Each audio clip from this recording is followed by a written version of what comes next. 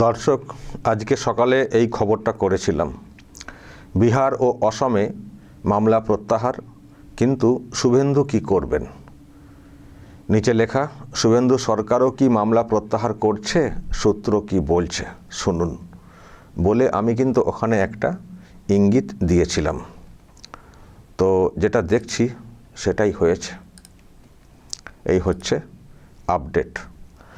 ধর্মতলায় নিট বিক্ষোভ, দুপুরে জেল হেফাজত, বিকেলে জামিন।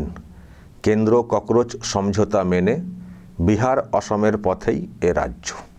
অর্থাৎ যে আভাসটা দিয়েছিলাম সকালেই সেটাই হয়েছে। সেই পথেই রাজ্য সরকার হেঁটেছে।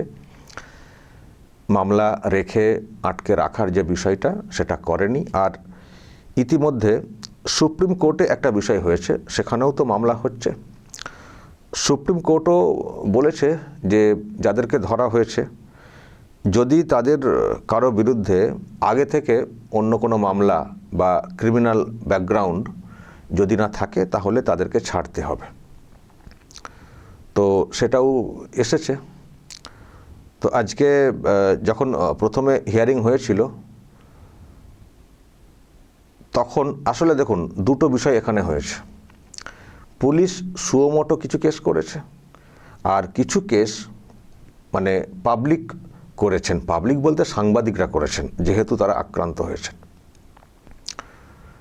পুলিশ তার কেস তুলে নেবে, যেহেতু সমঝোতা হয়েছে, পুলিশ তার কেস তুলে নেবে। কিন্তু কোনো পাবলিক, কোনো সাংবাদিক যদি কেস করেন, সেই কেস পুলিশ কী করে তুলবে যদি না সাংবাদিকরা তোলেন? কারণ একটা মিছিল হচ্ছে, সেটা যে কোনো কারণেই হোক, মিছিল করতে করতে কাউকে আক্রমণ করা, কোনো দোকানে চুরি করা, এখন সেই মামলা যদি কেউ করে বসেন তো সেই মামলা পুলিশ কী করে তুলবে?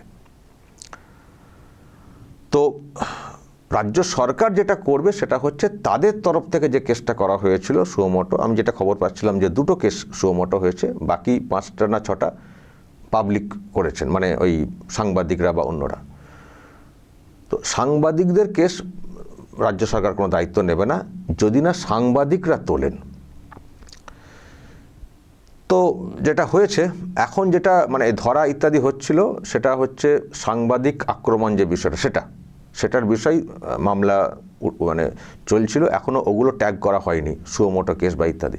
তো সেইগুলো প্রত্যাহার করে নেবে, সেটা রাজ্য সরকারের সিদ্ধান্ত, যারা দেখতে পাচ্ছি মিডিয়াতে এসছে।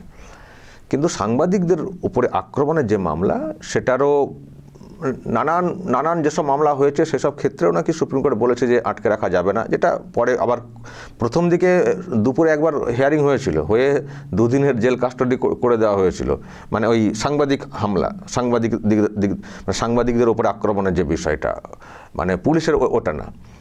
তারপরে আবার সুপ্রিম কোর্টের এইসব রায় কপি নিয়ে ফের নাকি হিয়ারিং হয়েছিল, তো সেখানে আবার জামিনের ব্যাপারটা হয়েছে। তো যাই হোক, জামিন হয়েছে, কিন্তু এই কেস প্রত্যাহার যে বিষয়টা, সেটা কিন্তু মানে কেস প্রত্যাহার একটা জিনিস আর জামিন হওয়াটা অন্য একটা জিনিস। জামিন মানে কেস চলছে, জামিন বেল, আর কেস প্রত্যাহার যে বিষয়টা সেটা একেবারে উঠে যাওয়া, সেটা পুলিশের যেগুলো আছে সেগুলো হবে। তো সেটা দেখছি সেই পথেই রাজ্য সরকার এগোচ্ছে। এখন জামিনও হয়ে গেছে যেটা বলা হচ্ছে, কারণ ক্রিমিনাল ব্যাকগ্রাউন্ডের ব্যাপারটা সুপ্রিম কোর্ট বললেও যখন এখানে বলা হয় যে কজনকে ধরা হয়েছে তাদের মধ্যে কতজনের বিরুদ্ধে ক্রিমিনাল ব্যাকগ্রাউন্ড পাওয়া গেছে, তখন নাকি পুলিশের তরফ থেকে বলা হয় যে 5 জন। তখন এই অভিযুক্তদের আইনজীবীরা তারা আবার বলেন যে 5 জনের বিরুদ্ধে মানে ক্রিমিনাল ব্যাকগ্রাউন্ড বলা হচ্ছে, সেটা কি দোষী সাব্যস্ত হয়ে যাওয়া না শুধু অভিযোগ? এখন দোষী সাব্যস্ত হয়ে যাওয়াটা তো সব ক্ষেত্রে সবার তো পাওয়া যাবে না। তো এইসব একটা হয়েছে। তো এরপরে নাকি জামিনটা দেওয়া হয়েছে। আবার বলছি, এটা জামিন, মামলা প্রত্যাহার কিন্তু এটা না। মামলা প্রত্যাহার সাংবাদিক বা কেউ যদি কোনো মামলা করেন কারো বিরুদ্ধে, সেটার দায়িত্ব রাজ্য সরকার নিতে পারে না আর করতে পারে না পুলিশ, যদি না সেই সাংবাদিক তোলেন। আর সাংবাদিকদের যে খবরটা আমি পাচ্ছি, সাংবাদিকদের ওপরে যে আক্রমণ হয়েছে, সাংবাদিকরাও নাকি এখন হাইকোর্টে যাচ্ছেন যে এরকম ব্যাপার স্যাপার হয়েছে, কেন ছাড় দেওয়া হবে? এর সঙ্গে নিটের কী সম্পর্ক? আমাদের সঙ্গে নিটের কী সম্পর্ক? আমাদের ওপরে কেন আক্রমণ? তো এইসব নিয়ে মামলা হবে হাইকোর্টে, সেটা এখন কি হয় সেটা অন্য বিষয়। কিন্তু সুমোটো যে কেস, সেটা রাজ্য সরকার রাখছে না, এটাই কিন্তু খবর, সেই খবর সামনে এসছে। তো যাই হোক, রাজ্য সরকার যেভাবে দমন করার চেষ্টা করছিল, মুখ্যমন্ত্রী যেটা চাইছিলেন যে গুন্ডা দমন আইনকে প্রয়োগ করে ইত্যাদি করে ব্যবস্থা নেওয়া, সেই ক্ষেত্রে হয়তো খানিকটা হাত বাঁধা একটা ব্যাপার হয়ে যাচ্ছে। তাতে এটুকু বলতে পারি, রাজ্যের মুখ্যমন্ত্রী খুব একটা খুশি হবেন না, কারণ উনি চেয়েছিলেন একটা কঠোরভাবে ব্যবস্থা নিয়ে এই ধরনের কর্মকাণ্ড চিরতরে বন্ধ করতে। এখন সেই সুযোগটা মনে হচ্ছে আর থাকছে না, ফলে উনি খুব একটা সন্তুষ্ট হবেন না এই যে সমঝোতা হয়েছে বলা হচ্ছে তাতে। কিন্তু ওনাকেও বাধ্য হতে হচ্ছে, যেহেতু কেন্দ্রের একটা ব্যাপার আছে, সমঝোতা, কিছু করার নেই। তবে এরপরে যদি কখনো হয় না, ওই সুদ আসলে কি করে তুলতে হয় সেটা উনি করবেন। ওনার মধ্যে জেদ আমরা দেখেছি। ওনার এখন মেন যে জেদ, হ্যাঁ জেদ হিসেবেই আমি বলতে পারি, সেটা হচ্ছে এই ধরনের গুন্ডামি চিরতরে বন্ধ করা। আর সেটা করতে গেলে কিছু দৃষ্টান্তমূলক শাস্তি দিতে হবে। গুন্ডা দমন আইনে আটকে রেখে সম্পত্তি বাজেয়াপ্ত করে ইত্যাদি করে কিছু একটা ব্যবস্থা দেখাতে হবে। সকলকে তো করতে হবে না, সকলকে করা সম্ভব না। কিছু করে দেখাতে পারলেই গোটা রাজ্যের দেখবেন সব চুপচাপ, সব গুন্ডারা চুপচাপ হয়ে যাবে। তো উনি সেটা চাইছেন, এটাতেই চাইছিলেন যে এটাতেই এমন করে দেবো পুরো স্টপ। কিন্তু এখনও হলো না। জানি না এতে উৎসাহিত হয়ে যাওয়ার আবার চান্স আছে কি না এইসব লোকজনেরা। তো হলে হবেন, আরেকবার করে দেখুন। সবসময় তার নিটের অজুহাতে, সুপ্রিম কোর্টের অজুহাতে তার ছাড় পাওয়া যাবে না, পার পাওয়া যাবে না। আরেকবার করে দেখুন। মুখ্যমন্ত্রী কি চান সেটা বুঝে গেছেন তো, মুখ্যমন্ত্রী কি মানসিকতার সেটা বুঝে গেছেন তো। ফলে এটা কোনো রকমে পার পেয়ে যাওয়া। কিন্তু ফার্দার যদি কখনো অন্য কোনোভাবে এই ধরনের বিষয় হয়, দেখবেন মুখ্যমন্ত্রীকে কি করেন। দর্শক, এবার আমি একটা বিষয় বলি। আপনারা দেখছি অনেকেই বলছেন যে কেন্দ্র কেন এসব করলো, কেন এত সমঝোতা করলো, কেন এত কিছু মেনে নিচ্ছে। এত কিছু মেনে নিলে পরে সব কিছুকে নিয়ন্ত্রণে রাখতে পারবে তো। এবার তো আরও অনেক আবদার আসবে। হ্যাঁ, অনেক সব শুনছি, মিডিয়াতে সব এসছে। এরপর নাকি E20 ইথানল এই পেট্রোলে ওই ব্যাপার নিয়ে মুভমেন্ট হবে, বিরাট নাকি মুভমেন্ট হবে, সেখানে গোটা দেশ একেবারে উত্তাল হয়ে যাবে। আবার শুনছি কত রকমের সব বিভাগ শুনছি, সব নাকি এরকম হবে। এটা তো শুরু, জাস্ট শুরু। তো ফলে এটাকে এরকমভাবে এতটা মেনে নেওয়া মানে এই ধরনের গুন্ডামিকে প্রশ্রয় দেওয়া। তো এটা কেন কেন্দ্র মেনে নিচ্ছে, এর পরিণতি কি দাঁড়াবে? আমি দেখছি আপনাদের মধ্যে অনেকে প্রশ্ন তুলছেন, বলছেন। আমি দর্শক তার একটা ছোট্ট ব্যাখ্যা দিয়ে দিই যে কেন কেন্দ্রকে এতটা নরম লাগছে। হ্যাঁ, আমারও কোথাও মনে হচ্ছে কেন্দ্র অনেকটা নরম। তো নরমটা কি ভয় পেয়ে গিয়ে? ভয় পেলে সেটা কিসের ভয় বা কিসের চাপ? দেখুন দর্শক, আমার যেটা ধারণা, যা বুঝছি এবং সূত্রে কিছু খবরও পাচ্ছি, সেখান থেকে বলতে চাই। আমার যেটা ধারণা, কেন্দ্র এতটা এই সময় নরম মনোভাব যে দেখাচ্ছে, তার পেছনে অন্য একটা বড় কারণ। সেটা হচ্ছে জাস্ট আমি ডিরেক্টলি বলতে পারি, বিল পাস করানো। কোন বিল? ওই নিটের এরোদে বিল, ওটা তো আছেই, ওটা না। তার সঙ্গে যেসব গুরুত্বপূর্ণ বিলগুলো পাস করাতে চাইছে কেন্দ্র, সেগুলোকে পাস করানো। এটা এখন বড় তাগিদ হয়ে গেছে কেন্দ্রের। সেই জন্যে কেন্দ্রের দায়িত্বে যারা আছেন তারা চাইছেন না, যেহেতু এখন সেশন চলছে, এই সেশনের মধ্যে চলাকালীন এমন একটা সিচুয়েশন হয়ে যাক গোটা দেশ জুড়ে, যাতে করে ওই বিল পাসের যে পর্বটা সেটা বানচাল হয়ে যায়। সেই জন্যই কেন্দ্র এতটা নরম। বুঝতে পারছেন কথাটা? কেন্দ্রকে এতটা নরম, এতটা দুর্বল যারা ভাবছেন, এরকম হওয়ার কিন্তু কথা না। আর এটাকে যেটা হয়েছে, এটাকে একটু কঠোর হস্তে দমন করার যে বিষয়টা, সেটা কেন্দ্র চাইলেই করতে পারতো। এখন একটু নরম মনোভাব এসছে, তারপরে সুপ্রিম কোর্টে গেছে বিষয়টা, সময়ও পাওয়া গেছে, সেই নিয়ে একটা আলাদা পলিটিক্স হয়ে গেছে। কিন্তু কেন্দ্র যদি চাইতো এটাকে কড়া হাতে দমন করব, সেই ঝুঁকি নিতে পারতো, সেই সুযোগ নিতে পারতো। কিন্তু আমি তো বলবো, হয়তো সেটা সফলও হতো, কিন্তু সেক্ষেত্রে খানিকটা বাড়াবাড়িও হয়ে যেতে পারতো।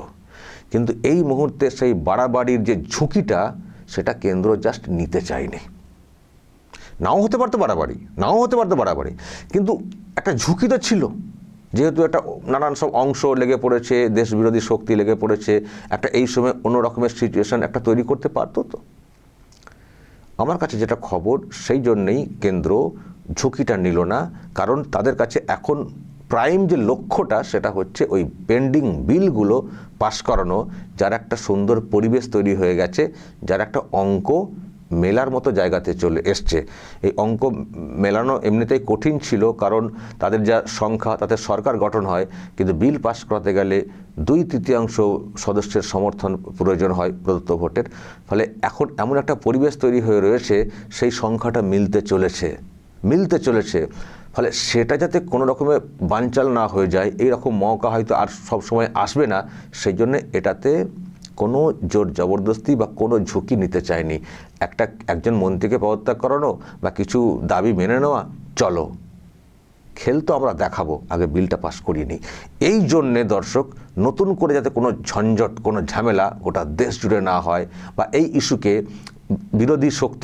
দেশ বিরোধী শক্তিগুলো হাতিয়ার করে এই বিল পাস করানোর এই সেশনের সময়ে একটা অশান্তির পরিবেশ তৈরি করে পুরোটাকে বানচাল করতে না পারে, জাস্ট সেই জন্য একটু ব্যাকফুটে আসা। কিন্তু সরকারটা বিজেপির, সরকারটা এনডিএর। যারা ভাবছেন দুর্বল হয়ে গেছে, এবার মনে হচ্ছে পড়ে যাবে, আর রাখতে পারলো না, টলে গেল, এতটা সহজ না। যারা এটা ভাবছেন, আমি তো বলবো তারা পলিটিক্সের, আমি জানি না তারা কতটা বোঝেন, বা এই বিজেপি বা এনডিএকে তারা কতটা বুঝছেন।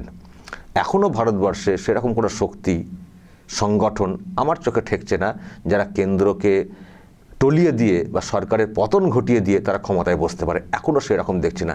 এই যে বিক্ষোভ, এ তো বিচ্ছিন্ন বিক্ষোভ। দিল্লিতে কিছু ছেলে সোশ্যাল মিডিয়ার মাধ্যমে বাজার গরম করেছেন, ঠিক আছে, সেটাকে একটা অংশকে মান্যতা দেওয়া হচ্ছে, কিন্তু গুন্ডামিকে মান্যতা দেওয়ার কথা না।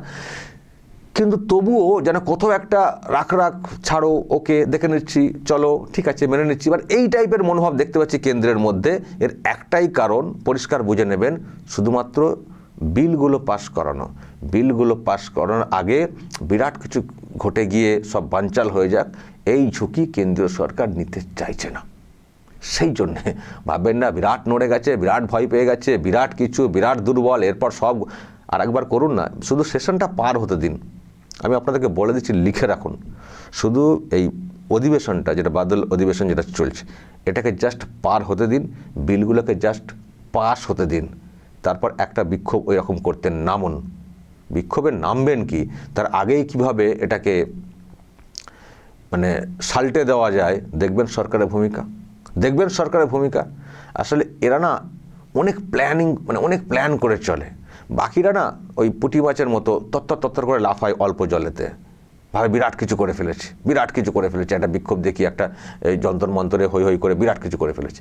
কিন্তু এরা যে টিমটা এখন দেশটাকে চালাচ্ছে না, এরা অনেকভাবে, আর এরা এককভাবে কেউ সিদ্ধান্ত নেন না তো, সমষ্টিগত বসে খোঁজ নিয়ে দেখুন না কতবার মিটিং তারা করেছেন, কীভাবে তারা চলছেন। এবং একটা বড় লং গেম খেলতে গেলে না কখনো ব্যাকফুটে আসতে হয়, আবার এগোতে হয়, এই হচ্ছে ব্যাপার। এটা এদের পক্ষেই সম্ভব। অন্য কেউ হলে, অন্য কোনো সরকার হলে হয়তো দেখতেন আরও বড় কিছু ঘটনা ঘটিয়ে দিয়ে বসে থাকতো, কারণ তারা তো তাৎক্ষণিকভাবে না। আর এরা হচ্ছে সুদূর প্রসারী চিন্তাভাবনা করছে যে না, আমাদের প্রধান লক্ষ্য কী। আজকে বিলগুলো পাস করানোর জন্য দেখছেন তো কত কিছুর সঙ্গে কম্প্রোমাইজ করতে হচ্ছে। এখানে টিএমসি, যাদেরকে আমরা মোটেই মেনে নিতে পারি না, তাদেরকেও কোথাও একটা পাশের বেঞ্চে বসার ব্যবস্থা করে দেওয়া হচ্ছে। দেখছেন তো সব। এটা কি মন থেকে মেনে নেওয়া যায়? এই বঙ্গে যারা আছেন তারা কি মানতে পারছেন? এই বঙ্গে যারা আছেন তারা এই যে এইগুলো দেখছেন, তারা মানতে পারছেন? বঙ্গ বিজেপি বা কেন্দ্রীয় বিজেপি জানে না, বোঝে না, তারপরেও পাশের বেঞ্চে কেন বসাচ্ছে? মনের ইচ্ছা না থাকলেও কেন বসাচ্ছে? আসলে ওই অঙ্কটাকে মেলাতে হবে। সেই জন্যই এত কিছু কম্প্রোমাইজ করা ইচ্ছার বিরুদ্ধে হলো, কারণ বড় টার্গেটটা হচ্ছে বিল পাস করানো। ফলে যখন এই রকম দুর্নীতিগ্রস্ত লোকেদেরকে পাশে নিয়েও দেখছেন চলছে কেন্দ্রের লোকেরা, সেখানে এই সব বিষয়কে কম্প্রোমাইজ করে যদি পরিবেশকে শান্ত রাখা যায় এই মুহূর্তে, তো সেটা করবে না বিজেপি। এখন এটাকে কেউ দুর্বল ভাবতে পারেন, এটাকে নিয়ে কেউ জয় উল্লাস করতে পারেন, সে করতে দিন। দেখবেন লোকে জয় উল্লাস করছে আর করছে, তাতেও কেন্দ্রের লোকেরা সব চুপচাপ। তারা ভাবছেন দেখতে পাচ্ছি যা হচ্ছে হোক। কিন্তু আমরা এই সময়ে বেশি গণ্ডগোল পাকাবো না, জেনজিকে দিয়ে বিক্ষোভ করিয়ে বিরাট কিছু মানে ঘটানোর ঝুঁকি আমরা নেব না, আগে আমাদের বিলগুলো পাস করাতে হবে। সেই জন্য এই অবস্থান, এটা দুর্বল, এটা হয়ে গেল। যারা ভাবছেন ভাবতে দিন, কিন্তু যারা ডিপলি ভাবেন তারা আরেকটু ডিপলি ভাবুন যে এটাকে কেন এতটা নরমভাবে নিল কেন্দ্র এই মুহূর্তে। ভাবলেই উত্তর পাবেন। দর্শক বলবেন যা বলার, কিন্তু শুভেন্দু অধিকারীর অন্য ভাবনা। কেন্দ্র তো একটা অঙ্ক এগোচ্ছে, শুভেন্দু অধিকারীদেরও সেই অঙ্কটা আছে, সেই জন্য তিনিও তো অনেক ক্ষেত্রে কম্প্রোমাইজ করছেন। কিন্তু গুন্ডা দমনে ওনার কিন্তু বিরাট একটা মানে মনোভাব রয়েছে। তো সেটা উনি পারলেন না, হয়তো সেটা আক্ষেপ থাকবে, কিন্তু ওনারও সেই ভাবনা, আগে ওই বিল পাস করানো, চলো যখন বলছে মেনে নিই, সে ভাবনা থেকে তাকেও মানতে হবে। কিন্তু আবারও বলছি, মুখ্যমন্ত্রীর মনোভাব পরিষ্কার যে এই কাণ্ডে গুন্ডা দমন বিল লাগু করে কীরকম, আইন লাগু করে কীরকম অ্যাকশন নেওয়ার কথা বলেছিলেন। ফলে আরেকবার যদি এরকম হয় না, এটা পার পেয়ে গেলেন, কিন্তু সাবধান হয়ে যান, আমি এদের উদ্দেশ্যে বলে দিচ্ছি, জাস্ট পার পেয়ে গেলেন নিটকে হাতিয়ার করে, সাবধান হয়ে যান। এরপর যদি কোনো রকম এইসব করেন, দেখবেন শুভেন্দু অধিকারী কি মুখ্যমন্ত্রী। দর্শক বলবেন যা বলার এবং নজর রাখবেন আরামবাগ টিভিতে।